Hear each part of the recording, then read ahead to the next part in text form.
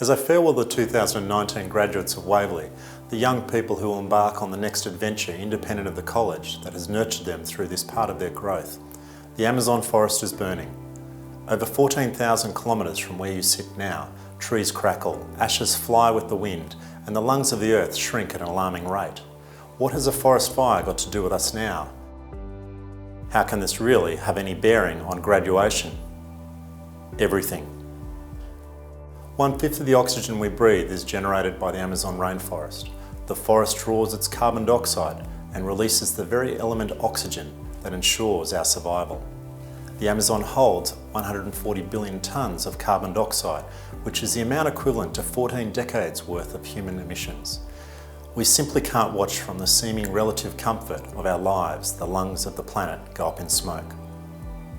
We now know that the ecosystem of the Amazon also affects the rain patterns and environments of a number of countries, and that the Amazon River the forest feeds affects the ocean and its currents. This is before we consider the species other than humans that it sustains. However, putting out these fires can equally threaten lives and livelihoods, as land clearing is essential for grazing and crops.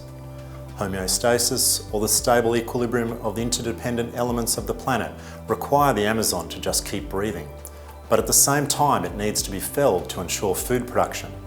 It is a complex problem that critically needs an innovative solution.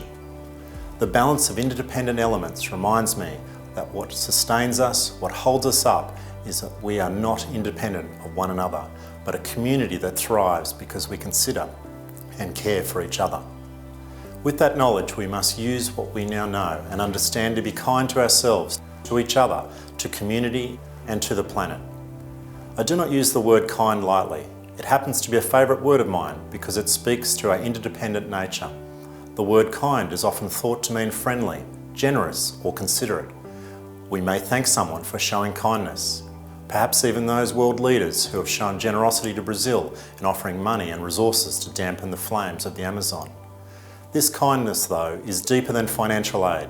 It is an act that reminds me of parts of the origin of the word kind, which is kin. Kin means relative or relation. When we are kind, we show that we recognise through our generosity that we relate and that we are all interconnected and independent because we are all human. Kindness between foreign powers recognises the humanity in others, and it acknowledges that the survival of one enables the survival of all. We are one body, for in one spirit we are baptised, 1 Corinthians. So we may say goodbye tonight and farewell, but you are forever connected and important to us. As our seniors, you have led by example. You have role-modelled excellence in your academic studies and pursuits.